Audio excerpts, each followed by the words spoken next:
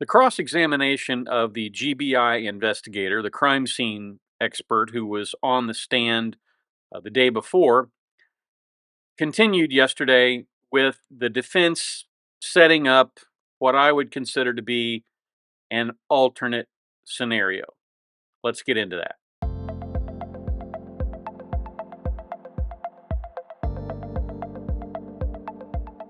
Hi, Tony DeWitt here. I'm a Missouri appellate attorney, retired, and I bring you a fresh perspective on the law without offering any legal advice. So pull up a chair. This is what we're discussing today. One of the things that you want to do when you have a case where nobody witnessed the crime, nobody confessed to the crime, and the only thing you have is circumstantial evidence, good circumstantial evidence, but still circumstantial evidence, is you want to point to a rush to judgment. In other words, you want to say, these guys did not bother to look and see if the things that Nicholas was telling him was true, that he was being chased by people who wanted to harm him and his wife. Instead, they focused on Nick to the exclusion of everything else. And so they rushed to judgment, and that's why he's under indictment and going to trial. It's a long-standing strategy, and sometimes it can work. It certainly worked in the OJ case. I thought it worked pretty well in the OJ case. And to a certain extent, they did that in the Karen Reed case. And so it's interesting to me to see it being done again here in the Nicholas Courteous case. Now, the crime scene investigator had been on the stand for several hours the day before. They broke at the end of the day, and cross-examination started first thing in the morning. So, knowing that they probably had transcripts of his testimony already that they were working from, knowing that even if they couldn't get a court transcript, they could have used any number of AI tools to comb through the YouTube testimony and get a transcript, or they could simply have rewatched the YouTube testimony, pausing it periodically to say, I got to ask him about that. I got to ask him about that.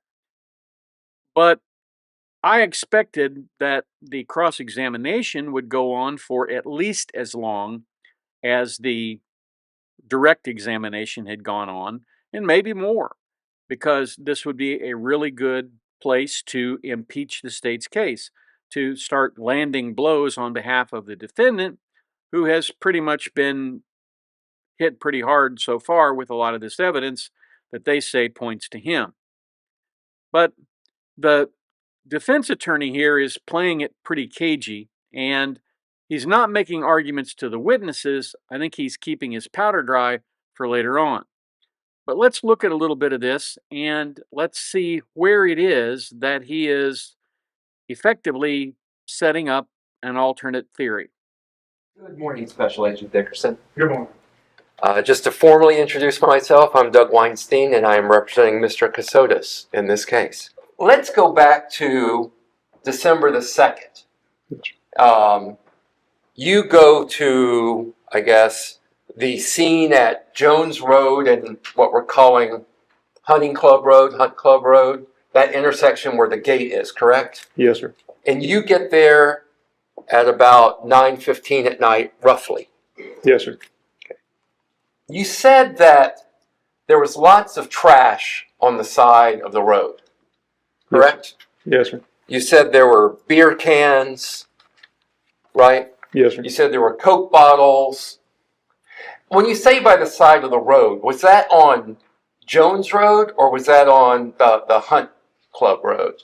Jones Road is a public road, so there's far more litter on the side of Jones Road than there was on the Hunting Club Road, but there was some on the Hunting Club Road as well.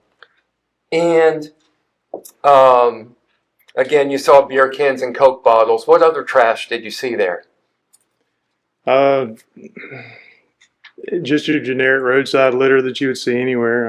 And I say Coke bottles generically, soda bottles. But I remember seeing a box that contained an alcoholic beverage, like a cardboard box. I think there was even a couple of old box TVs, CRT TVs that had been discarded in the woods there at the intersection. So there was a significant amount of trash in Can there. you see where he's going here? There's all this trash along the side of the road. But did he collect it? Well, let's find out. And as an old trademark lawyer, I appreciate you clarifying that when you said Coke bottle, you really meant that generically and not the Coca-Cola company. Yes. So now, you did not elect to take any of those beer cans or soda cans, soda bottles, beer bottles into evidence, correct? That's correct. Now, isn't it true that beer cans, Coke bottles, that type of material, you could get latent prints off of those at times, correct? That's a possibility, yes. And out of that 100, 120 scenes that you have collected evidence from before, have you ever picked up cans, bottles, other things like that? Yes, sir. I picked up items that were later processed for latent fingerprints. Yes, sir. Okay. But in this case, you elected not to pick those up, correct? That's correct.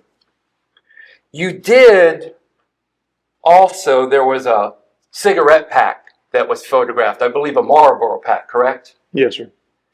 And you took that Marlboro pack into evidence, right? I did. Are you the person, once you collect this into evidence, it then goes to a crime lab? That's correct. And what crime lab does that go to? So when I say crime lab, the GBI operates a statewide crime lab, and we have several locations. The location that serves our area is located in Pooler. Coastal Crime Lab. I'm sorry. Are you through? I am. Okay. When it goes to the crime lab, are you the one that decides on what tests are performed by the crime lab?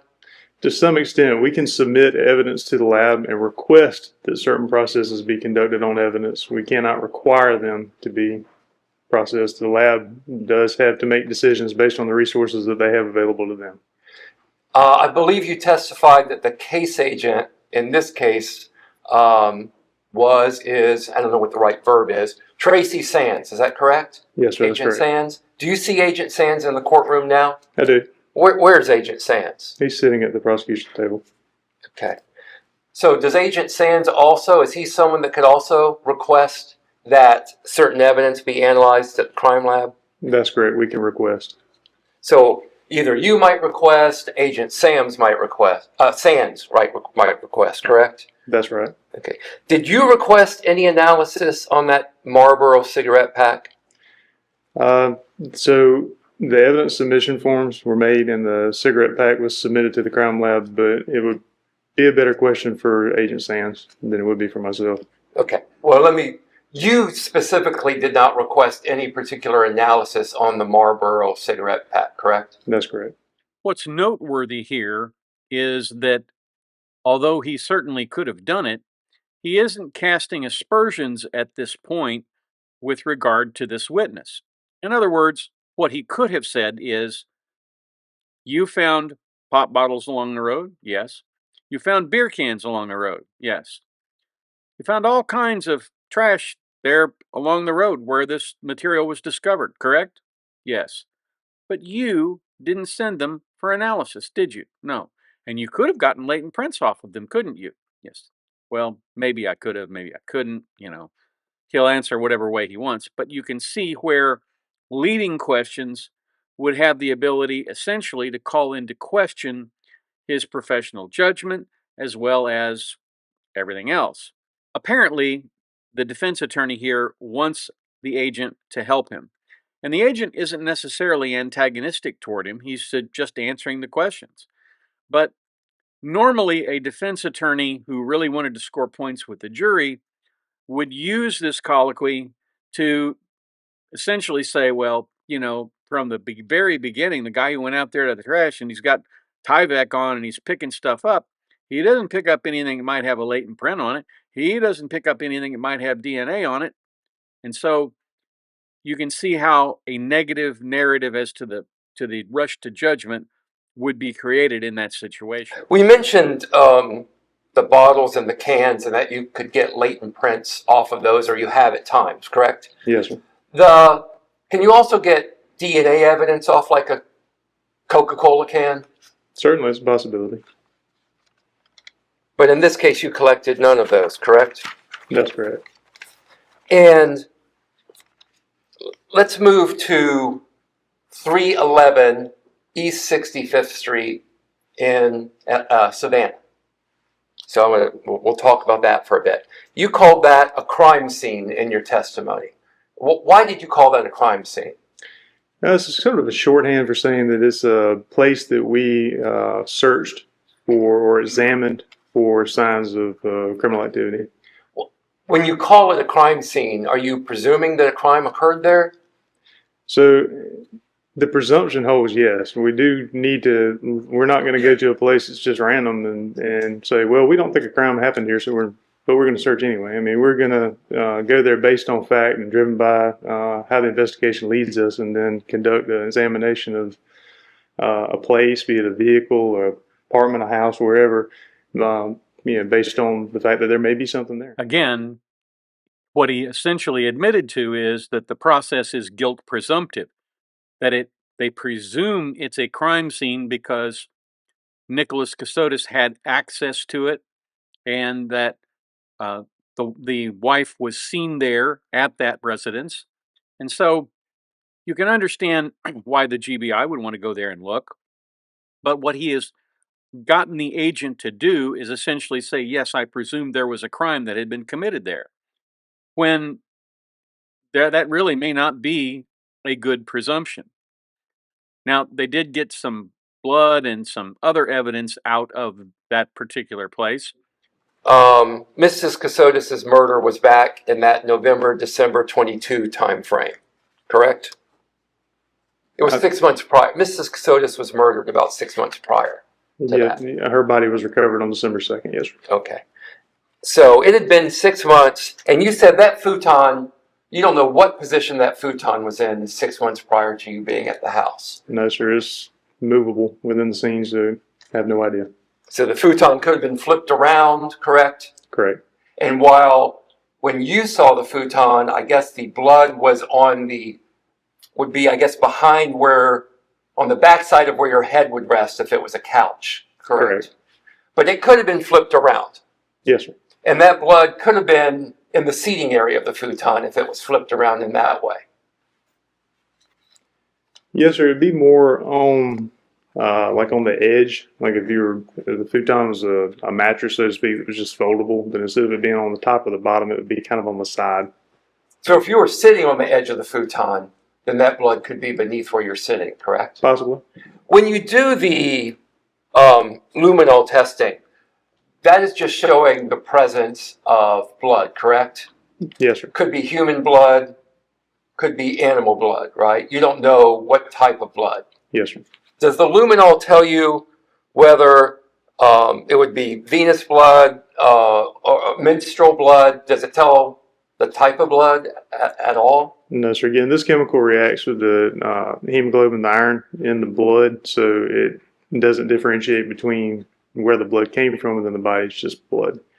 So because you just know it's some kind of blood, I think you testified that then you do an OBTI test, correct? Yes, sir. And just maybe to refresh everyone's memory, that OBTI test is the one that looked like those kind of COVID tests that we all had to suffer through a few years ago, right? Yes, sir. Very similar. Very small. The OBTI test, that tells you whether or not it's human blood, correct? It can give you an indication thereof, yes, sir. Does it indicate whether it's menstrual blood or not? No, sir. Well, now that's pretty transparent what he's doing there. You know, it wasn't like he had killed her and spilled blood there. She just probably had an accident due to, female issues or whatever. Asking if it's menstrual blood, that's just, I'm not really sure where he's going with that, other than to say, well, maybe it was that. Maybe nothing really happened there. We don't really know where. It doesn't really matter where the actual crime occurred. The fact is, the crime occurred, and I think he's just trying to take little bites out of a big apple to make the apple look like it's rotten. And in that regard, I think he's doing a pretty fair job. Next thing he did was he had the agent look at those wipes that were wrapped around the knife, and he had him display that to the court. And then they talked about the makeup and composition of that. And then he ended his cross examination like this. So you collected all of these wipes as evidence and you submitted them to the lab, correct? That's correct. You testified yesterday that in some cases these cleaning wipes can destroy DNA, correct? That's my understanding in conversations that I've had with the folks at the lab in the biology section, is that is a possibility that the DNA can be damaged by certain brands of cleaning wipes, depending on the chemicals that are involved in the process. But then there are also other brands of cleaning wipes where DNA would not be destroyed, correct? That's possible, but I couldn't speak to it with any certainty. Did you ask that these wipes be checked for DNA? Again, with Agent Sands having submitted the evidence himself for testing, then those requests would have been made through him. So if you could just answer that one question, did you request that these wipes be tested for DNA? I did not. Okay, thank you. I have no further questions, Ron. Thank you very much, especially. A couple of really important points. One, he got the information that he needed without being a jackass. He didn't have to browbeat or get ugly with the witness. The witness was cooperative. It was a gentleman's conversation. I think that came through pretty clearly. But he was able to nibble around the edges at certain things, and those things will advance the narrative that he's going to create. Those things will advance the narrative that he will craft at the end of the case to suggest that the cops have this all wrong, that there's, some guy out there behind the tree waiting to cut somebody else up. I don't think that's probably true, but again, you have to put on a defense and you make the best of what you've got. And if they failed to collect evidence, then, that could be one of the reasons why they didn't reach the right result. Or it might be one of the reasons why they weren't able to get a confession, because if Nicholas's DNA had been on any of those cans or bottles, you can be really certain that they wouldn't be asking this right now. At any rate, I thought he did a really good job on cross-examination. This is an interesting case. I hope you're enjoying it. Let me know, drop me some comments, and thank you for being here. Catch me next time. That's what I have for you today. I hope you found it helpful, interesting, or maybe both. If there's a subject you'd like me to discuss, please feel free to send me an email at the address above. If you like what we do, please feel free to subscribe and come on back to the beach tomorrow. I release videos every weekday, weather and work permitting. If you have the opportunity today, do a kindness for your fellow man. It makes the world a better place, one kind act at a time. And now, YouTube has some suggestions for other videos of mine that you might like.